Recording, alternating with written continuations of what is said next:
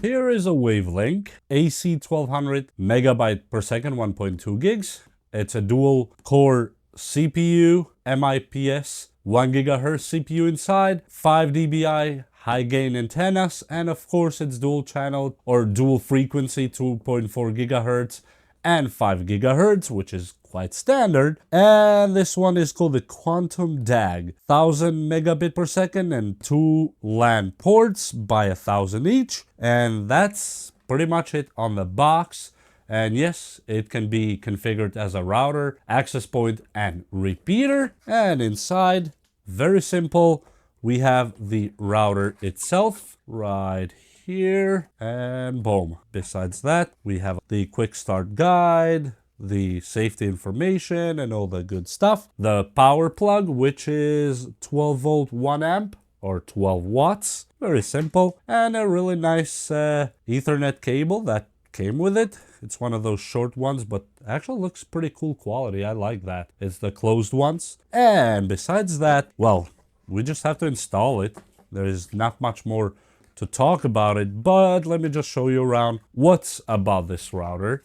On the back, you have the ports, which will be your WAN and 2 LAN ports. That's where the internet comes in, and this is where it goes out.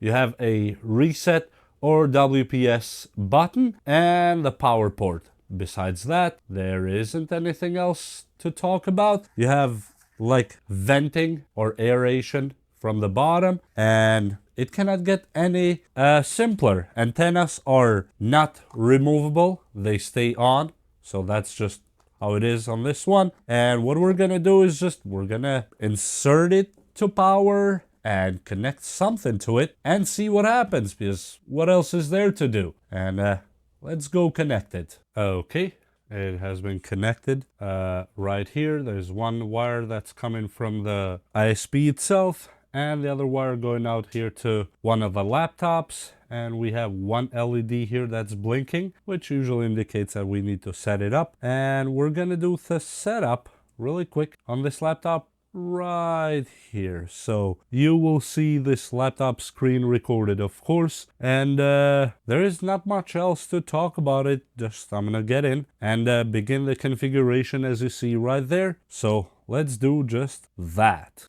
Okay, so inside here we have to begin this stuff. Okay, logging in, and I'm gonna save this really quick. I will change those later, but just for now we're gonna leave it as it is.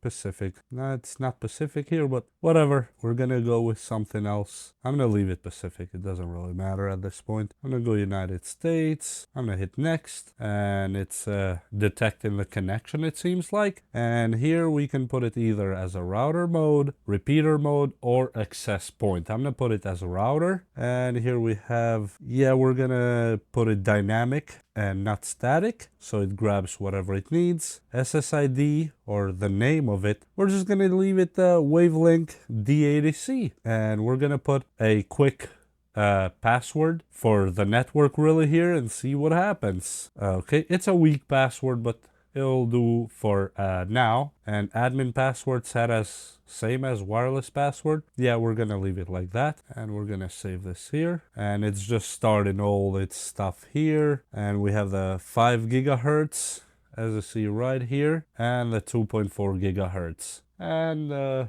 router as you see right here, just that light going and that slow blink like it was the whole time. Boom.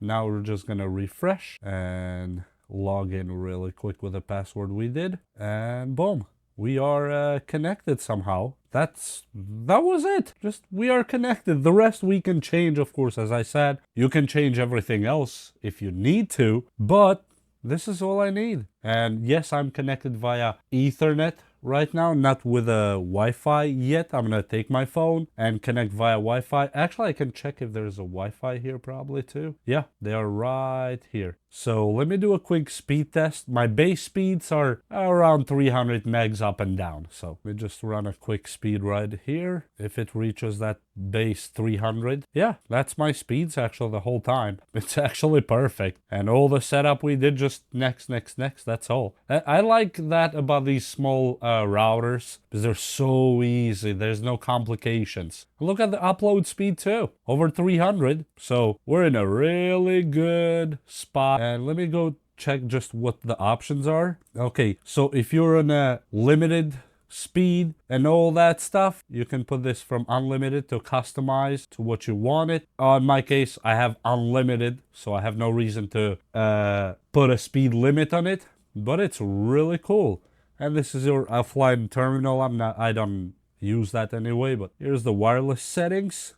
Yep, the 2.5, and if we hit advanced, we have the 2.5 and the 5. So here you can change a lot of things that you would like to. If you want to, you can hide the SSID, you can put device isolation, you can change the channels if you know which channels are less crowded in your house or area. You can choose a manual channel. I usually leave them automatic. And the beacon, 100 is just enough. Bandwidth 40, yeah, of course. You can put it 20 or 40. And here you have the advanced settings that you have the device status that we can see on the home menu anyway. Mode selection, which you can switch it from router to access point to all that stuff. Network settings, guest network, if you want to add a secondary network that is not your primaries, but you use those, for example, a lot of people use them for guests, either at home or in a small cafeteria, wherever the case might be. Wireless blacklist, so you can kick out blacklist and whitelist, meaning you can block some and allow some, and you can add the rule right here. I'm not going to add any because I'm not going to do that. I'm just going to use it as normal because this is at home, not in a public setting. Firmware update, let me see if we have any. Current version, and I'm just gonna check for new version. There should not be any new version yet, but nope. Yeah, we are on the latest version, so we're good on that one. We can set our static IP if you have a static IP for yourself. I don't have one, so I'm not gonna mess with it. LAN settings, that you can change the IP, and you can change the start and end in IP.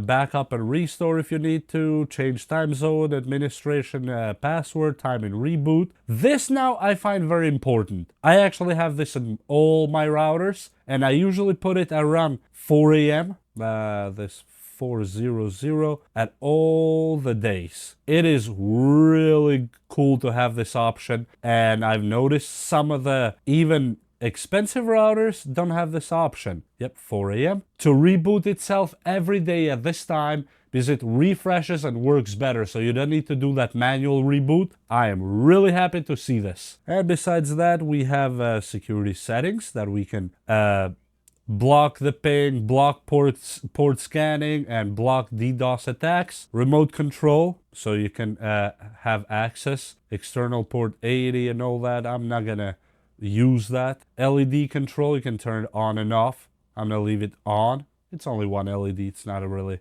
big deal. If you want to set up your IPv6, depending on your ISP, you can do that too. You have the firewall and all that. You can open the DMZ here, and you can put the host IP if you have one. I'm not gonna set it, as I said. I know what I'm using it for. You have the port forwarding and the web block if you want to block, for example, a certain MAC address device. So you can have, let's say there's a phone or two. I don't know, your neighbor might be connected here and you know which device is. Boom, go here, hit the block, and they are no longer welcome to your router.